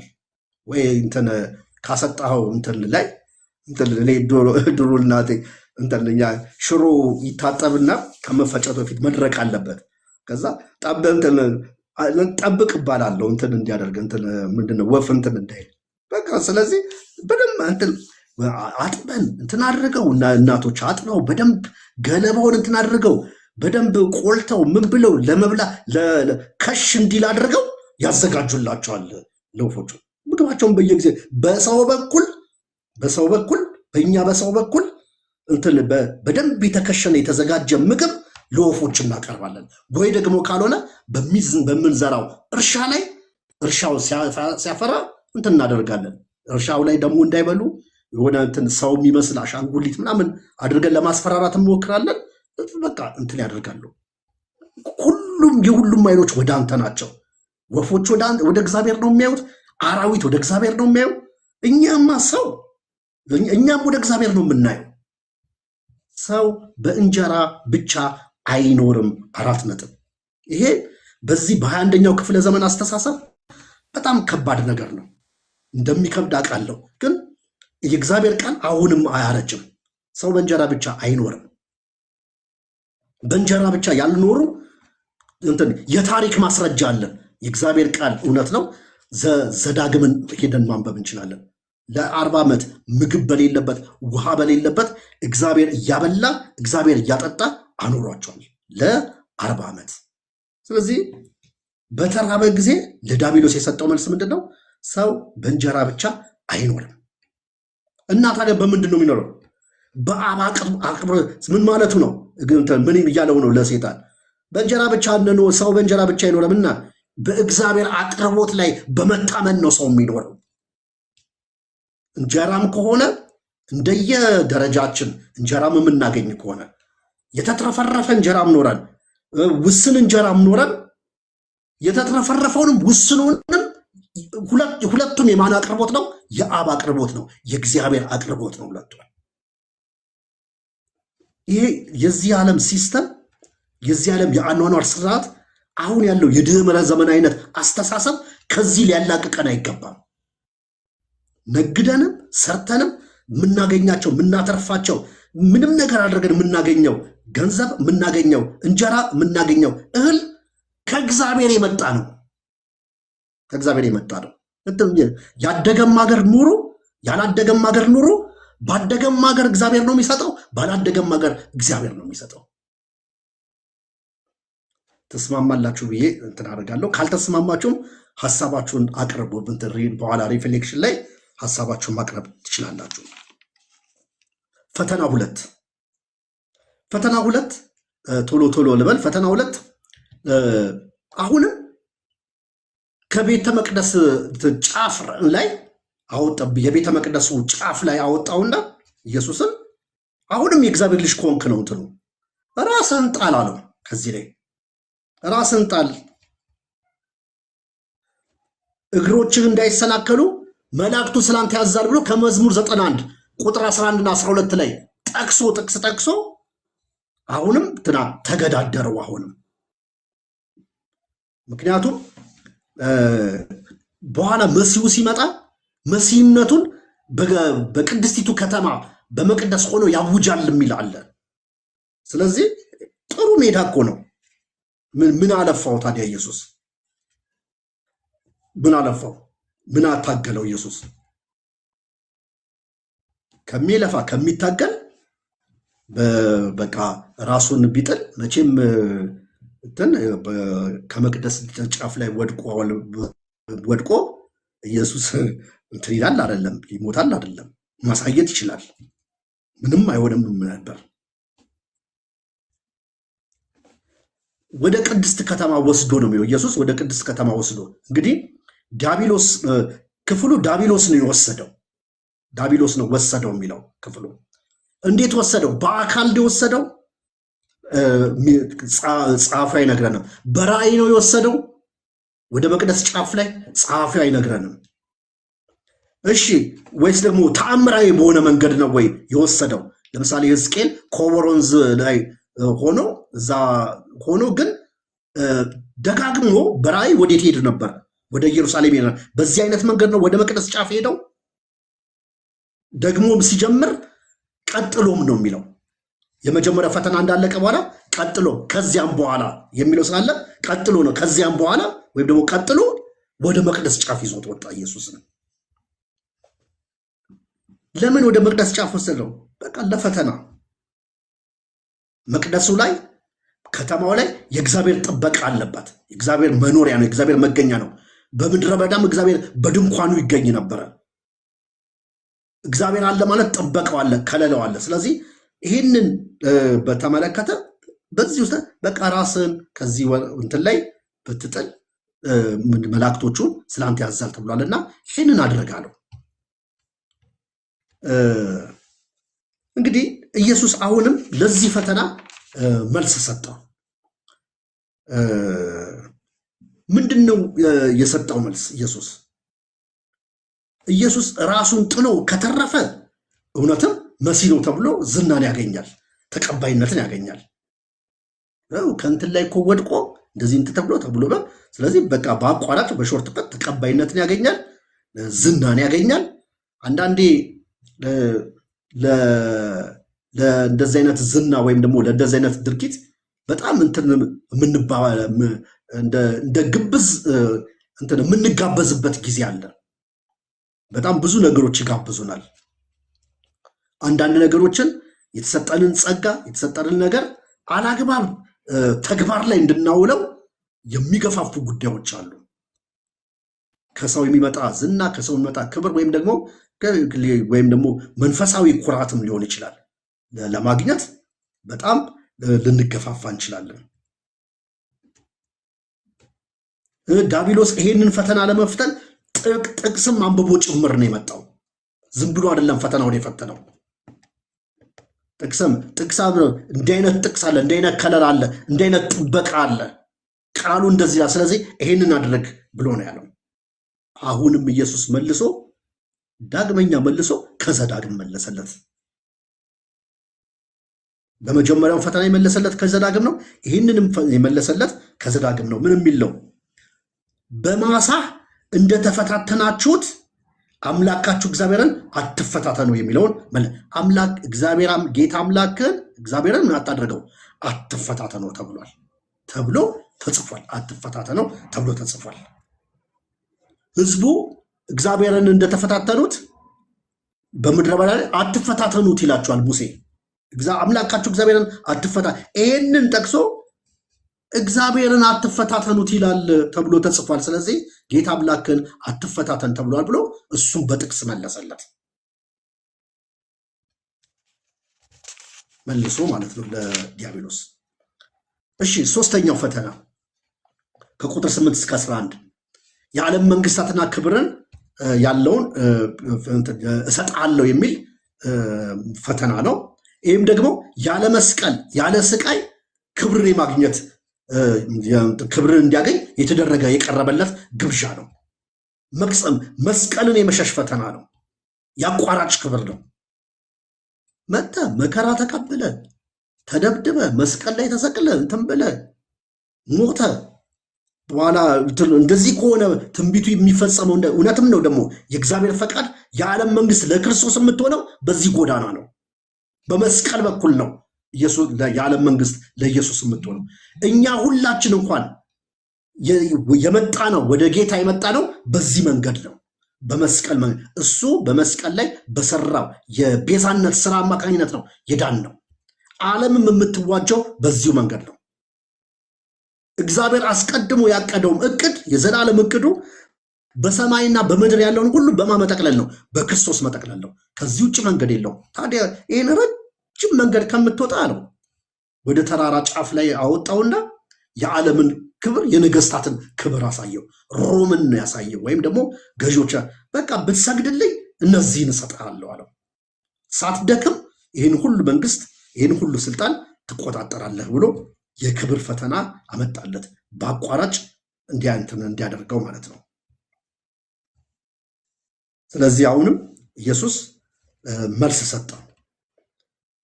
ለሶስተኛ ጊዜ መልስ የሰጠው ከምን ላይ ነው? ከዛው ከዘዳግም መጽሐፍ ላይ ነው። ምን ብሎ መልስ ሰጠው? ልክ ዘዳግም እናንተ አንብቡት ምዕራፍ 6 ቁጥር 13 ላይ ለጌታ ለአምላክህ ስገድ እርሱንም ብቻ አምልክ የሚለውን ነገረው ማለት ነው። ሶስቱንም ከዘዳግም መጽሐፍ ነገረው። ትልቁ ቁም ነገር ምንድን ነው? በእነዚህ ፈተና ውስጥ ኢየሱስ መሲህ ነው። የቀረበለትን ግብዣ እምቢ ያለው ፈቃዱን በማድረግ ስለሚያመጣው ነው። ወይም ደግሞ ፈቃዱን በማድረግ ስለሚያመጣው ነው እንጂ ወይም ደግሞ ስለሚያመጣው እውነት ነው እንጂ ቁም ነገሩ የእግዚአብሔርን ፈቃድ በማድረግ ስለሚያመጣው ድል ስለሚያገኘው ነገር ወይም ያንን በማድረግ መሲህነቱን ማረጋገጥ ነው እንጂ ኢየሱስ የፈለገው እንደ ዲያብሎስ አይነት ዲያብሎስ እንዳቀረበለት አይነት ያለውን ጥያቄ እያደረገና እያፈጸመ ይሄው መሲህ ነኝ፣ ይሄው የእግዚአብሔር ልጅ ነኝ ለማለት አይደለም ኢየሱስ የፈለገው። ስለዚህ ማቴዎስ ምን ማሳየት ፈልጓል? በዲያብሎስ ግብዣ ዲያብሎስ ባመጣለት በፈተነው ፈተና አማካኝነት መሲሁን እንዲያረጋግጥ ሳይሆን የኢየሱስ ፍላጎት ወይም ደግሞ ኢየሱስ ያደረገውን ሳይሆን የእግዚአብሔርን ፈቃድ በማድረግ ዲያብሎስ ያቀረበውን ነገር ሁሉ ምን ያደርጋል? ያገኘዋል። የእግዚአብሔርን ፈቃድ በማድረግ እርቦት ምግብ ነው። የእግዚአብሔርን ፈቃድ በማድረግ ሰው ምን ማድረግ ይችላል? መኖር ይችላል። ልክ ምግብ እንደሚያስፈልግ ሁሉ የእግዚአብሔርን ፈቃድ ማድረግም ደግሞ እንዲሁ በምድር ላይ በህይወት እንድንኖር ያደርገናል። የዓለም መንግስትን እሰጥሃለሁ አይደል ያለው? የዓለም መንግስትን ለማግኘት ይሄን ሳይሆን እሱ ያቀረበውን ግብዣ ሳይሆን ማድረግ ያለበት ኢየሱስ ያደረገው ምንድነው? የእግዚአብሔርን ፈቃድ በማድረግ መንገዱን በመከተል በምድር ላይ እኔ የመጣሁበትን ዋነኛ ዓላማ ዋነኛውን የእግዚአብሔርን ፕሮግራም በማከናወን መከራን ተቀብዬ ተሰቅዬ ሞቼ ተቀብሬ ተነስቼ በዚሁ መንገድ በዚህ ጎዳና የዓለምን መንግስት ምን አደርጋለሁ? የዓለም መንግስት ሁሉ ለማ ይሆናል? ለኔ ይሆናል። መንገዱ ግን የእግዚአብሔር ፈቃድ ነው ብሎ ሲነግረው እናያለን። ስለዚህ ይህንን በእነዚህ ላይ እናስተዋላለን። ከቁጥር 12 እስከ 25 ያለውን ስናይ ምዕራፍ 4 ላይ እነሱን ቶሎ ልመልከት ሰዓት እየሄደ ስለሆነ የእግዚአብሔር መንግስት አዋጅና ይፋዊ አገልግሎቱን ነው የምናየው። የእግዚአብሔር መንግስት አዋጅና ይፋዊ አገልግሎቱን። ስለዚህ አገልግሎቱን ሲጀምር ምንድነው የተፈጠረው? መጥምቁ ዮሐንስ ካጠመቀው በኋላ እንደታሰረ ኢየሱስ ሰማ። ስለዚህ ኢየሱስ እንደታሰረ ሲሰማ ከተማውን ለቆ ወዴት ሄደ? ወደ ገሊላ ሄደ ይለናል። ይሄም ደግሞ ከቁጥር 12 እስከ 16 ስናነበው እናገኘዋለን። ስልታዊ ማፈግፈግ ነው ያደረገው ኢየሱስ። ወይም ደግሞ በነቢያት የተነገረው የትንቢት ቃል እንዲፈጸም ያ ቃል እንዲፈጸም ነው። በገሊላ እንዳገለገለ እንዲፈጸም በኢሳያስም ላይ የተነገረው እንዲፈጸም ይህንን አደረገ። ስለዚህ ኢየሱስ በዚህ ቦታ ያደረገው ይህንን ነው። ምንድን ነው? ዮሐንስ ተላልፎ መሰጠቱ ነው ዋናው መንስኤ ነው። ከዛ ኢየሱስ ይህንን በሰማ ጊዜ ይህንን ድርጊት ባየ ጊዜ ምን አደረገ? ወደ ገሊላ ተመለሰ ይላል። ወደ ገሊላ ተመለሰ ይላል። ይህ ተመለሰ የሚለው ቃል ምዕራፍ 2 ላይ እናገኘዋለን። ኢየሱስን ሄሮድስ ሊገድለው ሲል እናቱ ዮሴፍ በሕልም ተረዳ። ከዛ መልአኩ ነገረው፣ ይዞት ወዴት ሄደ? ወደ ግብፅ ሄደ። ንጉሱ እንደሞተ በሰማ ጊዜ ምን አደረገ? ሕፃኑን ይዞ ምን አደረገ? ተመለሰ ይላል። ስለዚህ ኢየሱስ ተመለሰ የሚለውን ቃል ምዕራፍ 2 ቁጥር 22 ላይ እናገኘዋለን ማቴዎስ ወንጌል ላይ። እዚህም ክፍል ላይ ተመለሰ የሚለውን ቃል እናያለን ማለት ነው። ስለዚህ አደጋ በፊቱ እንደተጋረጠበት ሲያይ ምን አደረገ? ሸሸ። ምክንያቱም የመሞቻም የመያዣውም ጊዜ አሁን ስላልሆነ፣ የመሞታም የመያዣም ጊዜ ስላለው። ለምን በማቴዎስ ወንጌል ሲጽፍልን ሲይዙት ለምንድን ነው እንደ ወንጀለኛና እንደ ሌባ ሰይፍና እንትን ይዛችሁ የምትመጡት? በእናንተ መካከል እያለው ሳለው ለምን አልያዛችሁኝም ያኔ አላቸው። ጴጥሮስንም ደግሞ በሰይፍ አንዱን ጆሮ ሲቆርጠው ጆሮ እንዳሰሰውና ከፈወሰው በኋላ ሰይፍን ወደ ሰገባ ክተት፣ ሰይፍ የሚያነሱ በሰይፍ ይጠፋሉ፣ እንደዚህ ሰይፍ የምታነሱ ከሆነ እንዲህ ሊሆን ይገባዋል የሚለው የመጽሐፍት ቃል እንዴት አድርገው ይፈጸማሉ አለው። ስለዚህ ኢየሱስ እያንዳንዱን ነገር እንደ እግዚአብሔር ፈቃድና እንደተጻፈው እንደ ትንቢት መሰረት እያንዳንዱን ነገር ሲያደርግ እንመለከታለን። ከቁጥር 17 እስከ 25 ስንመለከት የእግዚአብሔር መንግስት ቀርባለች የሚል ስብከት ሲሰብክ እናያለን። የእግዚአብሔር መንግስት ቀርባለች ሲል የእግዚአብሔር መንግስት የቦታ ጉዳይ እንዳልሆነች ወይም ከሎኬሽን አንጻር እንዳልሆነ፣ የእግዚአብሔር መንግስት መምጣት ንስሐ መግባት እንደሆነ፣ እነዚህን ሁሉ ነገሮች ተያያዥ አድርጎ ያቀርባል። የእግዚአብሔር መንግስት የሚለውን ሳይሆን መንግስተ ሰማይ የሚለውን ነው የተጠቀመው ማቴዎስ። ሌሎቹ የእግዚአብሔር መንግስት የሚለውን ተጠቅመዋል። ማቴዎስ ግን ለአይሁዳውያን ስለጻፈ እነሱ እግዚአብሔር የሚለውንም ስም ስለማይጠሩ የሰማይ መንግስት እያለ ወይም ደግሞ መንግስተ ሰማይ እያለ ነው የሚጠቅሰው። በተመሳሳይ ማቴዎስ ላይ የተጻፉትን እያንዳንዱን ነገሮች ሌሎቹ ሉቃስና ማርቆስ ላይ ስንሄድ የእግዚአብሔር መንግስት ነው የሚለው። እነዛው ምሳሌዎች ወይም ደግሞ እነዛው ሀሳቦች ማቴዎስ ላይ ደግሞ የሰማይ መንግስት ወይም ደግሞ መንግስተ ሰማይ ተብሎ ቀርበዋል ማለት ነው። ሌላው ደቀ መዛሙርትን መረጠ። 4 ደቀ መዛሙርትን መረጠ። 4ቱም ደቀ መዛሙርት ለሚገርመው ወንድማማች ናቸው። እንድሪያስና ጴጥሮስ አሳ ሲያጠምዱ ነበረ፣ ወንድማማች ናቸው። እዛው ገሊላ ላይ ሆኖ ነው የመረጣቸው። ስለዚህ እነሱም ኑ ተከተሉኝ አላቸው። ከዛ ሳያቅማሙ መረባቸውን ትተው ታንኳቸውን ትተው ተከተሉት ይላል። ስለዚህ ከዚህ በኋላ አላቸው አሳ አታጠምዱም፣ ከዚህ በኋላ ሰዎችን አጥማጅ ትሆናላችሁ አላቸው። ተከተሉት። ያላቸውን ንብረታቸውን ሁሉ ነገራቸውን መረባቸውን ጥለው ኢየሱስን ሙሉ ለሙሉ ተከተሉት። ከዛ ሁለተኛው እንደገና ዮሐንስና ያዕቆብን ጠራቸው። ከአባታቸው ጋር ከዘብዴዎስ ጋር ሆነው አሳ በሚያጠምዱበት ጊዜ እነሱንም ጠራቸው። ተመሳሳይ እነሱንም ተከተሉኝ ነው ያላቸው። እነርሱም ሁሉ ትተው ተከተሉት። እነሱ እንደውም የሚገርመው ታንኳና መረባቸውን ብቻ ሳይሆን የተዉት አባታቸውንም ትተው ተከተሉት። አባታቸውንም ትተው ሁሉንም ትተው ተከተሉት ኢየሱስን። ገና በአገልግሎቱ ጅማሬ ታምራቱን ሳያዩ ምኑን ሳያዩ ገና በአገልግሎቱ ጅማሬ ኢየሱስ በጠራቸው ጊዜ እምቢ አላሉ። ፓስተር ተስፋዬ ጋቢሶ አንድ መዝሙር አለው እምቢ አለህ ማን ነው ይላል። ስትጠራው አልከተል ብሎ እምቢ አለህ ማን ነው ይላል። ስለዚህ እነዚህ እምቢ ሳይሉ ተከተሉት ማለት ነው። እሺ ምዕራፍ 5 እንሂድ። ከምዕራፍ 5 እስከ 7 እሱንም ቶሎ ቶሎ እናንሳ። የመንግስቱ ወንጌል ትምህርት ነው። እነዚህ 3 ምዕራፎች እንዳልኳቸው 2ቱ ምዕራፍ ነው የምናየው፣ 3ኛው ምዕራፍ ነገ እናያለን። እነዚህ 3 ምዕራፎች በዋነኛነት የሚያነሱት የእግዚአብሔርን መንግስት፣ የመንግስቱን ፖሊሲ፣ የመንግስቱን ወግ ያስተማረበት ክፍል ነው።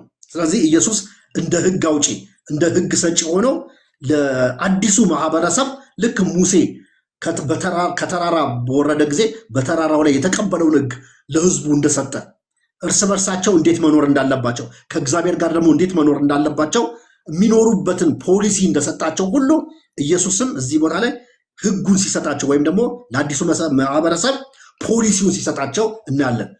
እንዲህ እንደተባለ ሰምታችኋል።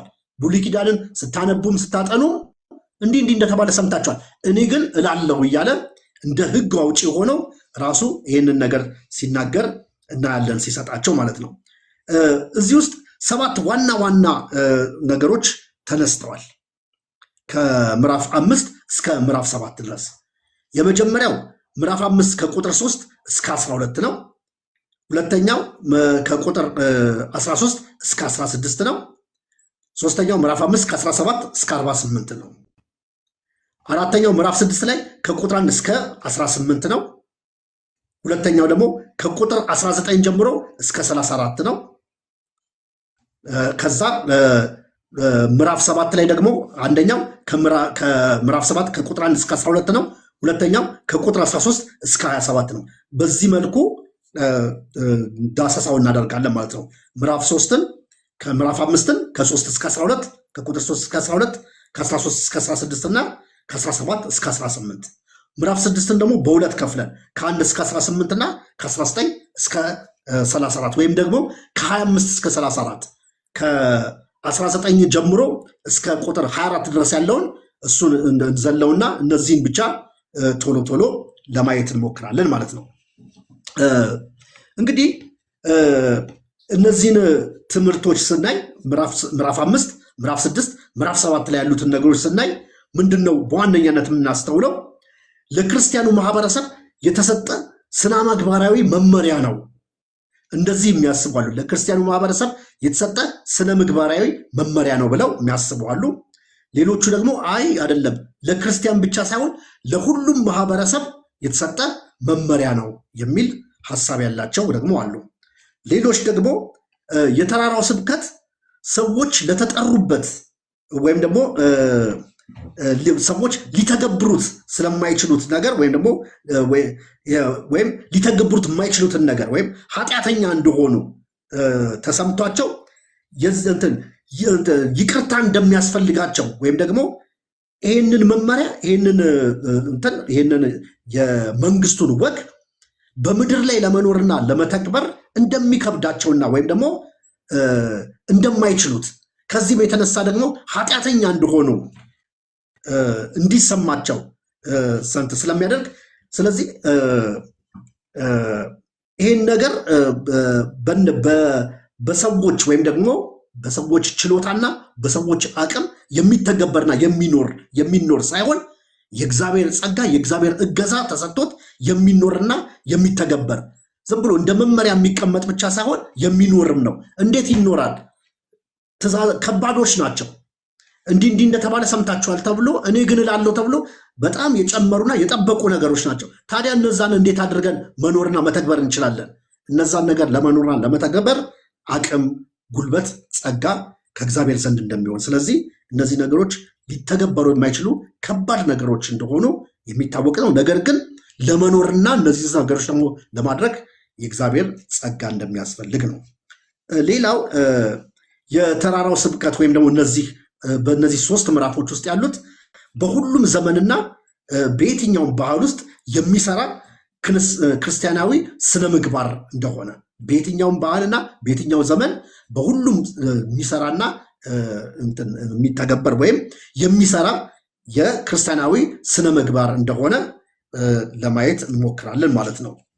እሺ ምዕራፍ 5 የመንግስቱ ዜጎች ወይም ደግሞ የእግዚአብሔር መንግስት ዜጎች መገለጫቸው ምንድን ነው? ከቁጥር 3 እስከ 12 በእነዚህ ክፍል ብፁዓን ናቸው የሚል ነገር እናገኛለን ማለት ነው። ብፁዓን ማለት ምንድን ነው? ወይም ደግሞ እነዚህ ጽድቅን የሚራቡ ብፁዓን ናቸው። ብፁዓን ማለት የተባረኩ ናቸው ወይም ጥልቅ ደስታ ማለት ነው። በዕብራይስጡ ጥልቅ ደስታ ማለት ነው። ስለዚህ እነዚህ ለ9 ጊዜ ይጠቅሰዋል። ጥልቅ ደስታ ያለው የተባረከ ነው፣ ብፁዕ ነው። እንደዚህ አይነት ሰው ብፁዕ ነው እያለ ያስቀምጠዋል ማለት ነው። እያንዳንዱ አማኝ ሊኖረው የሚገባውን የህይወት ስርዓት ወይም ደግሞ ያንን ገጽታ ያንን የህይወት ገጽታ የሚያሳይ ነው ብፅዕነት ወይም ደግሞ ይሄ ጥልቅ የሆነ ደስታ ማለት ነው። ስለዚህ በመንፈስ ድሆች ሆኑ፣ የሚያዝኑ፣ የዋሆች፣ ጽድቅን የሚራቡ እና የሚጠሙ እነዚህ ሁሉ ምንድናቸው? ብፁዓን ናቸው ይላል። እንግዲህ ታዲያ ይሄንን እንግዲህ በብዙም ጊዜ በተለያየ መንገድ ስለሰማነው ስብከቶችንም እንትን ስላለን በጣም በዚህ አቅጣጫ ብዙ ትምህርቶች ስብከቶችም ስላሉ እነዛንም ማዳመጥ እንችላለን። በተለይ ዶክተር ማሙሻ እነሆ ንጉሳችን የሚል ማቴዎስ ወንጌል ላይ ያስተማሩት አለ። ያንንም ተጨማሪ እንትን በማድረግ መጽሐፍቶችም ደግሞ ተጽፈዋል። እነ ዶክተር ተካልኝ ዱግማ የማቴዎስ ወንጌልን ጥናት ከማቴዎስ ምዕራፍ 1 እስከ ምዕራፍ 10 ድረስ እንትን ጽፈዋል እና ሌሎችም ብዙ መጽሐፍቶች አሉ። እነዛን መጽሐፍቶች በማንበብ በእነዚህ ጉዳዮች ላይ ሰፊ ግንዛቤ መያዝ እንችላለን ማለት ነው። ቀጥታ እስኪ ወደ ምዕራፍ 6 እንግባና ጊዜ ካለ ወደ ምዕራፍ 5 እንመለሳለን ማለት ነው። ምዕራፍ 6 ላይም ሌላ የመንግስቱ ዜጎች መገለጫ ምንድን ነው የሚለውን ይነግረናል ማለት ነው። ምዕራፍ 6ን በሁለት ከፍለን ከቁጥር 1 እስከ 18 እና እንደገና ደግሞ ከ25 ጀምሮ እስከ 34 ያለውን እናየዋለን ማለት ነው። እንግዲህ እነዚህንም ይህንንም ምዕራፍ ስንመለከት ቁልፍ ሀሳቡ ምንድን ነው? ከቁጥር 1 እስከ 18 ያለው ለሰዎች ትታዩ ዘንድ አታድርጉ የሚል ነው። የምታደርጓቸውን የምታከናውናቸውን ሃይማኖታዊ ስራዎች ሁሉ ለሰዎች ትታዩ ዘንድ አታድርጉ። ለሰዎች ትታዩ ዘንድ የምታደርጉ ከሆነ እንትን ነው የምታደርጉት ድርጊት ሁሉ ዋጋ አለው። ዋጋ የሌለው ዝም ብሎ ድርጊት መና ድርጊት የለም። ወይ ከሰው ታገኛላችሁ ወይ ደግሞ ከማ ታገኛላችሁ? ከእግዚአብሔር ታገኛላችሁ። በሰዎች ትታዩ ዘንድ ካደረጋችሁ ዋጋችሁን ከሰዎች ትቀበላላችሁ። እንደገና ደግሞ በሰዎች ድርጊት የምታደርጉትን ነገር በሰዎች ለመታየት የማታደርጉ ከሆነ ደግሞ በስውር የሚያያችሁ ስላለ ዋጋችሁን ማን ይሰጣችኋል? እሱ ይሰጣችኋል፣ እግዚአብሔር ይሰጣችኋል። ስለዚህ የምታደርጉት ነገር ሁሉ ዋጋ አለው፣ ምላሽ አለው። ወይ ከሰው ወይ ከእግዚአብሔር አደራረጋችሁ ነው የሚለየው። ለታይታ ካደረጋችሁ ለሰው፣ ለታይታ ካላደረጋችሁ ደግሞ ከእግዚአብሔር ትቀበላላችሁ ብሎ ይናገራል። ታዲያ ምንድናቸው እነዚህ ድርጊቶች? 3 ነገሮች ናቸው። ምጽዋት፣ ጸሎትና ጾም። እነዚህ 3 ነገሮች ለአንድ አይሁዳዊ እንደው በጣም እንግዳ ነገር አይደሉም። የተለመዱ ነገሮች ናቸው። የትኛውም አይሁዳዊ ይመጸውታል፣ ይጾማል፣ ይጸልያል። ኢየሱስም እዚህ ቦታ ላይ ጾሙ፣ ጸልዩ ብሎ ስለ ጾም አይደለም ያስተማረው፣ ስለ ጸሎትም አይደለም ያስተማረው፣ ስለ መመጽወትም አይደለም ያስተማረው። እርማትን የሰጠው ኮሬክሽን ነው። ስትጾሙ፣ ስትመጸውቱ፣ ስትጾሙ፣ ስትጸልዩ እንደ ግብዞች አትሆኑ ብሎ እርማት ነው የሰጣቸው። ስለዚህ ለታይታ እንዳያደርጉት፣ እንደ ግብዞች እንዳያደርጉት እርማት ይሰጣቸዋል። ለታይታ ካደረጋችሁት፣ እንደ ግብዞች ካደረጋችሁት፣ ምጽዋታችሁን እንደ ግብዞች ለታይታ፣ ጾማችሁን እንደ ግብዞች ለታይታ፣ ጸሎታችሁን እንደ ግብዞች ለታይታ ካደረጋችሁት ዋጋችሁን ትቀበላላችሁ። ከማ ከሰው ጎሽታ የጸሎት ሰው ነው፣ በቃ ሰጪ ነው፣ ጿሚ ነው፣ እሱኮም በቃ ትባላላችሁ። ከዛ እዛ ጋ ያበቃል እናንተ ነገር። እንደዚህ ካላደረጋችሁስ እግዚአብሔር ነው የሚከፍላችሁ፣ ወይም ደግሞ ዋጋችሁን እግዚአብሔር ይሰጣችኋል ነው የሚለው። ስለዚህ እነዚህ ነገሮች የተለመዱ ናቸው፣ ለአይሁዳውያን የተለመዱ ናቸው፣ በእኛም ህይወት ውስጥ የተለመዱ ናቸው። እንሰጣለን፣ አስራታችንን፣ መባችንን፣ የፍቅር ስጦታ እያለን እንሰጣለን፣ እንጾማለን፣ እንጸልያለን። ታዲያ እነዚህን ድርጊቶች ስናደርግ፣ እነዚህ ነገሮች ስናከናውን ድርጊቱን ስላለን፣ ባህሉ ስላለን፣ ወይም ደግሞ ስርዓቱ ስላለን፣ እንደ ቤተክርስቲያን እንደ አማኞች ወይም ህብረት በምናደርግበት ጊዜ እነዚህን ስለምናደርግ እንዴት ነው የምናደርገው?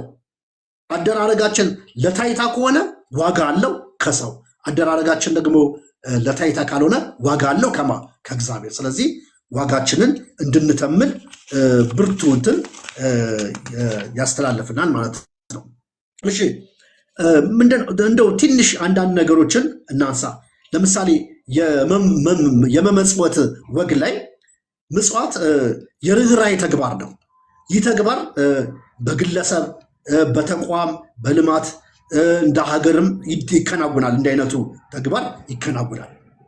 ታዲያ ስትመጸውት ስትሰጥ ወይም አንድ የምጽዋት አንድ ተግባር የስጦታ ተግባር ስታከናውን ለታይታ አታድርጉ ወይም ደግሞ ጥሩምባ አታስነፉ ይላል። በግልጽ እንደዚህ አይነት ቃል የተጠቀሙ ጥሩምባ አታስነፉ ወይም ደግሞ ይታይልኝ ልታይ አትበል፣ ስትሰጥ ይታይልኝ ልታይ አትበል ይላል። እንዲህ ካደረግ ግብዝ ነህ፣ ዋጋህንም ከሰዎች ትቀበላለህ ነው የሚለው። እንዲህ አይነት ስጦታ መና አይሆንም፣ ከንቱ አይሆንም፣ ዋጋ አለው። ግን ዋጋው ከማን ነው? ከሰው ነው። ስለዚህ ዋጋህን ተመን። ከሰው ነው የምትፈልገው? ከእኔ ነው የምትፈልገው? ዋጋህን ተመን ነው ኢየሱስ ያለው። ስለዚህ ታዲያ ዋጋዬ ከጌታ እንዲሆን ከሰው ሳይሆን ዋጋዬ ከጌታ እንዲሆን ይላል። ስትሰጥ በስውር ይሁን ይላል። በስውር ይሁን፣ ወጉ በስውር ይሁን ነው። ወይም ደግሞ የመንግስቱ ዜጎች መገለጫቸው አንዱ ምንድን ነው? በእግዚአብሔር መንግስት ውስጥ ያሉ ዜጎች፣ በእግዚአብሔር መንግስት ውስጥ ያሉ ማህበረሰቦች፣ አዲሱ ማህበረሰብ መገለጫው አንዱ ዩኒክ ፐርሰናሊቲ ምንድን ነው? ይሰጣል። ሲሰጥ ለማን እንዴት ነው የሚሰጠው? ለታይታ አይሰጥም። በስውር ነው የሚያደርገው። እንደ ግብዞች አይደለም የሚሰጠው።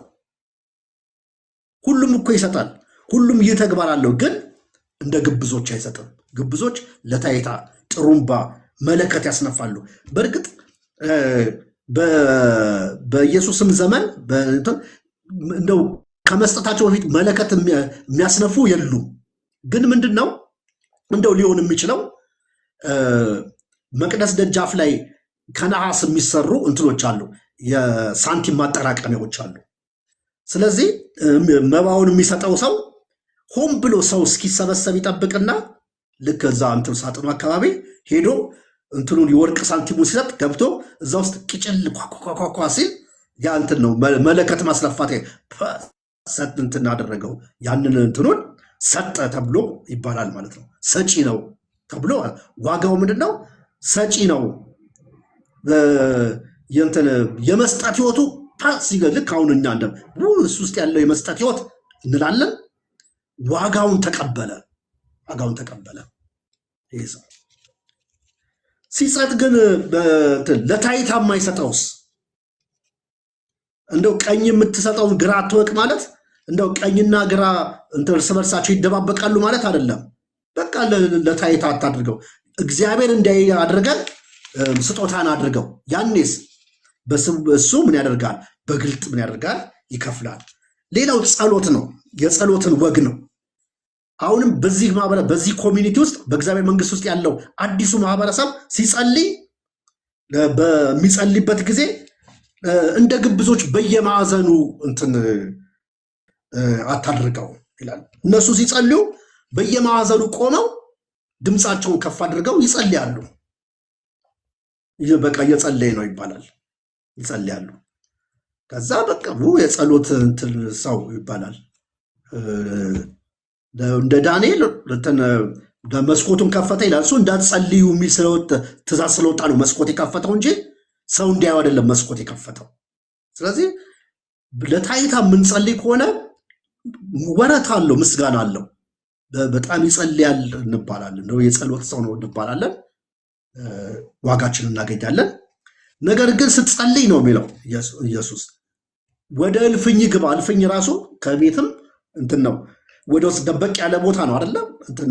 ይመስለኛል የብዙ ሰው ቤት አሰራር እንደው ሲገባ እንትን ሳሎን ነው የሚኖረው። ከዛ እልፍኝ ውስጥ ነው። ወደ እልፍኝ ገብታ እንደገና በርን እንደገና በኋላ ዝጋው። ከዛ ጸልይ። በስውር የሚያይ አምላክ በምን ይከፍልሃል? በግልጽ ይከፍልሃል። ይሄንን ሳታደርግ ግን በግልጽ በአደባባይ ከጸለይክስ ዋጋን ከሰው ትቀበላለህ። ሶስተኛው ጾም ነው። ጾምንም ልክ እንደዚሁ በምን አታድርገው? አዲሱ ማህበረሰብ የአዲሱ ኮሚኒቲ ወይም ደግሞ የእግዚአብሔር መንግስት አዲሱ ዜጋ መገለጫው ምንድን ነው? ሲጾም እንትን አይልም። በአጭሩ ግን ምንድን ነው እያለ ያለው ጾም ላይ መጾም በጾምህን የጾምክ ቀን ያልጾመ መሰል ነው የሚለው። የጾምክ ቀን ያልጾመ መሰል ወይም ደግሞ ጥልግ ብለህ እንደው ሰውም ሰላም ሲለ እንደው ጾም ጸሎት ላይ ነው ያትበል። በቃ ያልጾመ መሰል ተቀባባ፣ በደንብ እንትን ተቀባባ፣ በደንብ እንትን አድረግ። እንደ ኖርማል እንደ ሌላው ቀን ሁን፣ እንደ ሌላው ቀን ሁን። ግብዞችስ የጾሙ ቀን ፊታቸውን ያኮሰሳሉ፣ ያጠወልጋሉ፣ እንትን ድምፃቸውን ዝቅ ያደርጋሉ። እንትን በጣም ብዙ የግብዝነት ምልክቶች አሏቸው። እኔ እንኳን የማውቀው ማለት ነው። እንደዚህ አይነት ሰው ዋጋ የለውም ወይ? ዋጋ አለው። ከማ ከሰው ውይ እሱ እኮ ይጾማል፣ በቃ እሱ በጣም የጾም ሰው ነው፣ የጸሎት ሰው ነው ተብሎ ይመሰገናል። ከሰው ትቀበላለህ።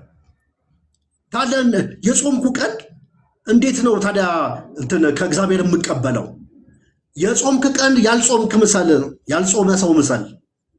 ተቀባባ፣ ዘይት እንትን አድርግና እንዳልጾመ እንደ ኖርማል እንደ መደበኛው ቀን እንትን እኮ ስራ ላይ እንዳለው የአገልግሎት ላይ እንዳለ እንደ መደበኛው ቀን ባል እንደዛ ሁን ብሎ የሚነግረው እንዲህ። ይሄ ነው አዲሱ ማህበረሰብ። ይሄ ነው ስትሰጡ፣ ስትጾሙ፣ ስትጸልዩ እንደዚህ ሁኑ ብሎ የጸሎት ርማት ነው ኢየሱስ የሰጠው ማለት ነው። ስለዚህ ይሄን ይመስላል።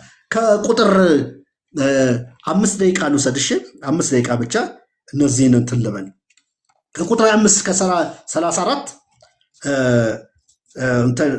አትጨነቁ የሚል ነው። አትጨነቁ የሚል ነው። አንድ ጸሐፊ ምን ብሎታል? ለዚህ የሰጠው እንትን ፕሪስክሪፕሽን ፎር አንዛይቲ ብሎታል። ለጭንቀት የተሰጠ የመድኃኒት ማዘዣ። መድኃኒት ፋርማሲ ስትሄዱ ወይም ደግሞ ዶክተር የሚጽፍላችኋል ለአንድ ህመም እንትን ይህንን እንትን ከቁርስ በፊት ወይ ከቁርስ በኋላ ወይ ከማታ በቀን አንዳንድ ወይ እንትን ሰብረ በጣም ብዙ እንትን አለው መድኃኒት ሰብረ ተጠቀም። ወይ አንድ ፍሬ ከቁርስ በፊት ከቁርስ በኋላ በቀን 3 ጊዜ በቀን 1 ጊዜ እንትን አድርገው ሙቀት እንዳይነካው የሆነ ነገር እንዳይነካው ተብሎ ብዙ ዝርዝር እንትን ያደርጋል።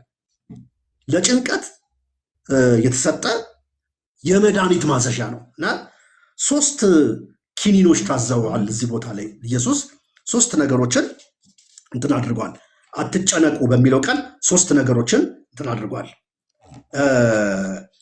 እዚህ ላይ የተጠቀሱ አሉ። ለምሳሌ በማቴዎስ ወንጌል 7 ጊዜ አትጨነቁ አለ። 6ቱ እዚህ ክፍል ላይ ያሉት ቁጥር 25 ላይ፣ ቁጥር 27 ላይ፣ ቁጥር 28 ላይ፣ ቁጥር 31 ላይ፣ ቁጥር 32 እና ቁጥር 34 ላይ ተጠቅሰዋል። ስለ ነፍሳችሁ በምትበሉት በምትጠጡት፣ ስለ ሰውነታችሁ በምትለብሱት ምን አታደርጉ? አትጨነቁ፣ አትጨነቁ። ለምን? ነፍስ የሚለው ቃል ከህይወት ጋር የተገናኘ ነው።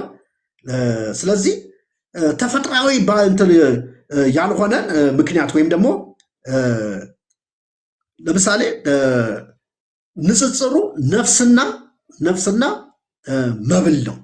ነፍስና መብልና መጠጥ ከነፍስ ጋር ነው። እንደገና ንጽጽሩ ሰውነት ወይም ደግሞ ስጋ ከልብስ ጋር ነው እንትን ያደረገው። እግዚአብሔር ከመብልና ከሚበላና ከሚጠጣ የሚበልጠውን ነገር ሰጥቷቸዋል። ምን? ነፍስ። ከልብስ ደግሞ የሚበልጠውን ነገር ሰጥቷቸዋል። ምን? ሰውነት። ስለዚህ አትጨነቁ ነው የሚለው። አትጨነቁ። እሺ፣ ለማሳጠር ያክል የተፈጥሮ ምሳሌዎችን ይጠቅሳል እዚሁ ክፍል ላይ። ወፎችና የምድር አበቦች። ወፎች አይዘሩም፣ አያጭዱም፣ ወደ ጎተራ አይከቱም። ታዲያ እንዴት ይኖራሉ? የሰማዩ አባታቸው ይመግባቸዋል። የምድር አበቦችስ? ሰለሞን እንኳን በክብሩ ከነዚህ እንደ አንዷ ምን አላደረገም? አልለበሰም። እና ስለዚህ አይፈትሉ፣ ምን አይሉ። ታዲያ ይህን ውበት ማን አለበሳቸው? የሰማዩ አባታቸው አለበሳቸው። ስለዚህ ምን ይላቸዋል? ሕይወት ከምግብ ሰውነት ከልብስ ይበልጣል አላቸው። የመጀመሪያው አትጨነቁ። ዝም ብሎ በደፈናው አይደለም አትጨነቁ ያለው። ለጭንቀት እንትን የታዘዘልን መድኃኒት ምንድን ነው? ለጭንቀት አንተ ከነሱ ትበልጣለህ የሚል ነው። ቁጥር 26 ላይ አንተ ትበልጣለህ፣ አንቺ ትበልጫለሽ። ከነሱ ከማና ከምግብና ከመጠጥ ከሚበላና ከሚጠጣ ከሚለበስ ምን ታደርጋለህ? ትበልጣለህ። ከነሱ ብቻ ሳይሆን ከሚበላና ከሚጠጣ ሰውነት ይበልጣል። ከሚለብ ማን ነው? ነፍስ ትበልጣለች። ከሚለበስ ሰውነት ይበልጣል። እሱ ብቻ ሳይሆን ምንድን ነው የሚበላውንና የሚጠጣውን የሚለበሰውን የሚበላውና የሚጠጣውን የሰማይ ወፎች አይዘሩም፣ አያጭዱም፣ ወደ ጎተራ አይጨምሩም። የሰማይ ወፎች ይበላሉ፣ ይጠጣሉ። የምድር አበቦችስ ሰለሞን እንኳን በክብሩ ያለበሰው ምን ያደርጋሉ? ይለብሳሉ። ታዲያ አንተና አንቺ እኛ ወይም የመንግስቱ ዜጎች ከነሱ ምን እናደርጋለን? እንበልጣለን። ከማ ከሜዳ አበቦችና ከሰማይ ወፎች እንበልጣለን። ያ ብቻ ሳይሆን ከሚበላና ከሚጠጣ የሚበልጥ ነገር ይዘናል። ምን? ህይወት አለን። ነፍስ እግዚአብሔር ህይወት ሰጥቶናል። ነፍስ እግዚአብሔር ነው የሚሰጠው። ሲያነጻጽርልን ሰው እንዴ ነፍስ እኮ ከመብልና ከመጠጥ ይበልጣል፣ ሰውነት እኮ ከልብስ ይበልጣል ብሎ ነው ያለው። ስለዚህ አንዱ የመድኃኒት ማዘዣው ለጭንቀት አንዱ የመድኃኒት ማዘዣው ምንድነው? የታዘዘልን ይህንን እወቁ፣ እናንተ ከነሱ ትበልጣላችሁ። ከማ ከሰማይ ወፎች ትበልጣላችሁ፣ ከምድር አበቦች ትበልጣላችሁ። እንደገና የተሰጣችሁስ ነገር ከምግብና ከመጠጥ የሚበልጥ ነፍስ ተሰጥቷቸዋል። ከልብስ የሚበልጥ ምን ተሰጥቷቸዋል? ሰውነት ተሰጥቷቸዋል። ስለዚህ አንደኛው ለጭንቀት ጠዋት አንድ ማታ አንድ አዝዥ ያለው ማለት ነው እንደ ዶክተርና እሱን እንውሰደው። ምን እኛ እንበልጣለን፣ ከሰማይ ወፎች እንበልጣለን፣ ከምድር አበቦች እንበልጣለን። ሁለተኛው ለጭንቀት የታዘዘልን መድኃኒት ምንድን ነው? ፕሪስክሪፕሽን ሁለተኛው ቁጥር 32 ላይ ያለው ነው። የሰማይ አባታችሁ እነዚህ እንደሚያስፈልጋችሁ ያውቃል። የሰማይ አባታችሁ እነዚህ ነገሮች እንደሚያስፈልጋችሁ ያውቃል። ይህንን እኛ ግን እናውቃለን? መብል እንደሚያስፈልገን፣ የምንበላው እንደሚያስፈልገን፣ የምንጠጣው እንደሚያስፈልገን፣ የምንለብሰው ነገር እንደሚያስፈልገን እንዲህ እነዚህ ነገሮች እኮ እንደሚያስፈልጉኝ የሰማዩ አባቴ ያውቃል ብለን እንላለን ወይ? ዝም ብሎ በደፈናው አይደለም አትጨነቁ ያለው ኢየሱስ። የሰማዩ አባታችሁ እነዚህ እንደሚያስፈልጋችሁ ያውቃል። አሕዛብ ይላል እኮ አሕዛብ እነዚህ ነገር ስለ እነዚህ ነገሮች ይጨነቃሉ። አሕዛቦች ስለሚበሉት፣ ስለሚጠጡት፣ ስለሚለብሱት ይጨነቃሉ፣ በጣም ይጨነቃሉ። ልክ እንደ አሕዛብ እግዚአብሔር ደግሞ ይጨነቃል ወይም ደግሞ ያውቃል። ምን?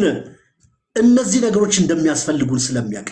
ስለዚህ እግዚአብሔር እነዚህ ነገሮች እንደ አባት ስለሆነ የጠቀሰው የማሟላት ኃላፊነት አለበት። ደፍረን እግዚአብሔርን እንደዚህ እንበለው፣ እኔን ለማብላት፣ እኔን ለማጠጣት፣ እኔን ለማልበስ እነዚህን ነገሮች እንደ አባት የማሟላት ምን አለበት? እግዚአብሔር ግዴታ አይደለም፣ ምን አለበት? ኃላፊነት አለበት እግዚአብሔር። የሰማዩ ራሱ ማን የነገረን? ይሄንን ኢየሱስ እኮ ነው የነገረን። የሰማዩ አባታችሁ እነዚህ ነገሮች እንደሚያስፈልጋችሁ ያውቃል። ለምን ትጨነቃላችሁ? እንደሚያስፈልጋችሁ ያውቃል። ኃላፊነት፣ እነዚህን ነገሮች የማሟላት ኃላፊነት አለበት የሰማዩ አባታችሁ። ሶስተኛው ለነገ በማሰብ አትጨነቁ። ቁጥር 34 ስለ ነገ አትጨነቁ ይላል። ይሄ በጣም ቁልፍ ነገር ነው። ሰው አሁን ስለ ነገ ለምንድን ነው ሰው የሚጨነቀው? አሁን ነገ አሁን በእኛ ምሽት ነው እንግዲህ አሁን ማያችሁን ፊት ለፊት ያላችሁትም እዚሁ ያላችሁ ይመስለኛል። እና ካልሆናችሁ ወይ ነገ እስኪ አሁን ምንድን ነው የሚሆነው? እስኪ ንገሩ። ነገ ምን እንደሚሆን እንደው ነቢይም አያውቅም። እግዚአብሔር ካልገለጠለት ነቢይ ራሱ የማወቅ ስልጣን የለውም። አያውቅም ነቢይ። ሰይጣን ራሱ ነገን አያውቅም። ነገን የሚያውቅ አንድም ካለ እግዚአብሔር አንድም ኃይል የለም። ነገን የሚያውቅ ነገ ምን ይሆናል አናውቅም። ምንም የምናውቀው ነገር የለም። የኛ እውቀት ውስን ነው። እግዚአብሔር ሲገልጥልን ነው ስለ ነገ የምናውቀው። እግዚአብሔር ደግሞ ነገን በመግለጥ እንድንኖር አይደለም።